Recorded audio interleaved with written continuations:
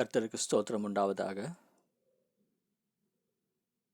இன்றைக்கு நாம் ஒரு அதிகாரத்தை வாசித்து அதில் உள்ள சில ரகசியங்களை நாம் பார்க்கலாம். சங்கீதம் 2 வாசிக்கலாம். ஜாதிகள் கொந்தளித்து ஜனங்கள் விருதா காரியத்தை சிந்திப்பானேன். கர்த்தருக்கு விரோதமாகவும் அவர் அபிஷேகம் பண்ணினவருக்கு விரோதமாகவும் பூமியின் ராஜாக்கள் எழும்பி நின்று அதிகாரிகள் ஏகமாய் ஆலோசனை பண்ணி அவர்கள் கட்டுகளை அறுத்து அவர்கள் கயிறுகளை நம்மை விட்டு எரிந்து போடுவோம் என்கிறார்கள்.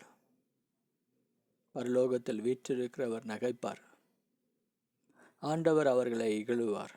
அப்பொழுது அவர் தமது கோபத்திலே அவர்களோடு பேசி தமது உக்கிரத்திலே அவர்களை கலங்கம் பண்ணுவார். நான் என்னுடைய பரிசுத்த பர்வதமாகிய சியோன் மீதில் என்னுடைய ராஜாவை அபிஷேகம் பண்ணி வைத்தேன் என்றார்.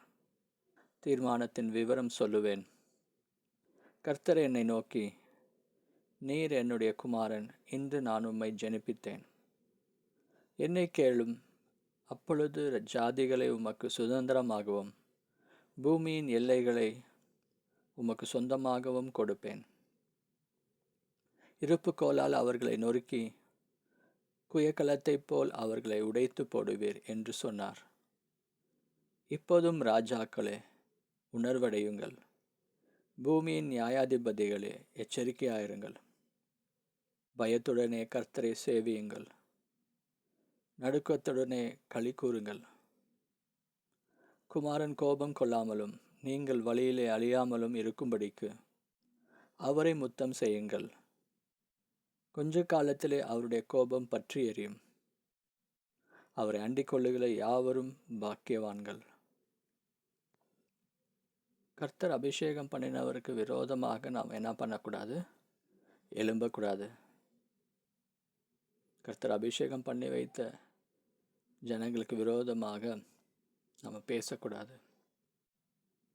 யாராக இருந்தாலும் சரி, கர்த்தருடைய கரம், கர்த்தருடைய அபிஷேகம் அவர்கள் மேல் இருப்பதினால கர்த்தர் என்ன பண்ணுற, அவர்கள் மூலமாக வெளிப்படுகிற தேவன். ஆகவே கர்த்தருக்கு விரோதமாகவும் அவர் அபிஷேகம் பண்ணினவருக்கு விரோதமாக நாம் என்ன பண்ணக்கூடாது? பேசக்கூடாது.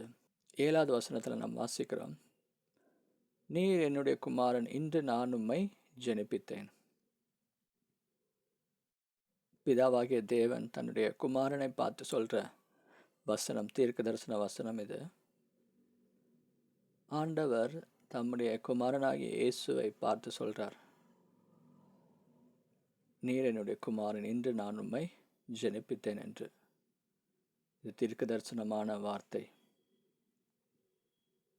11 பயத்துடனே கர்த்தரை சேவியுங்கள், நடுக்கத்துடனே களி கூறுங்கள். கர்த்தருக்கு பயப்படுகிற பயம் நமக்கு வேண்டும். ஒருவேளை நமக்கு கர்த்தருக்கு பயப்படுகிற பயம் இல்லாமல் போச்சுன்னா, நம் மனம் திரும்பி கர்த்தரிடத்தில் பாவங்களை அறிக்கையிட்டு கேட்கும் பொழுது கர்த்தர் மன்னிக்கிறவராக இருக்கிறார்.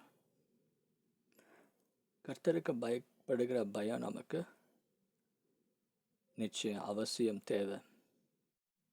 அவர் நம்முடைய பிதா தான், நம்முடைய ஆண்டவர் தான்.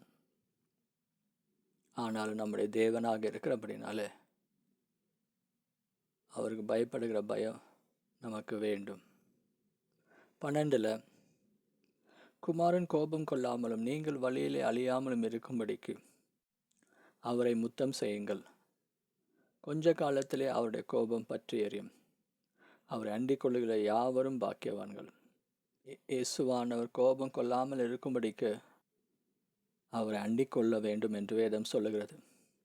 அவரை முத்தம் செய்யணும், அதாவது அவரை நேசிக்கணும், அவருடைய வார்த்தைக்கு கீழ்ப்படியணும். அவர் எதை விரும்புகிறாரோ அதை நம்ம செய்ய ஆயத்தமாக இருக்கணும். கொஞ்ச காலம்தான் அவருடைய கோபம் என்ன ஆகும்? பற்றி எரியுமா? அவருடைய கோபம் ஒரு நிமிஷம்தான், வேதம் சொல்லுது. நாம் அவருடைய கோபத்திற்கு ஆளாகாமல் இருக்கணும்னா அவரை அண்டிக் கொள்ளணும். அவருடைய பிரசன்னத்தை தேடி வரணும். அவருக்காக நாம் வாழணும். அப்பொழுது அவருடைய கோபத்திற்கு நாம் ஆளாகாமல் நாம் தப்பித்து கொள்ளலாம்.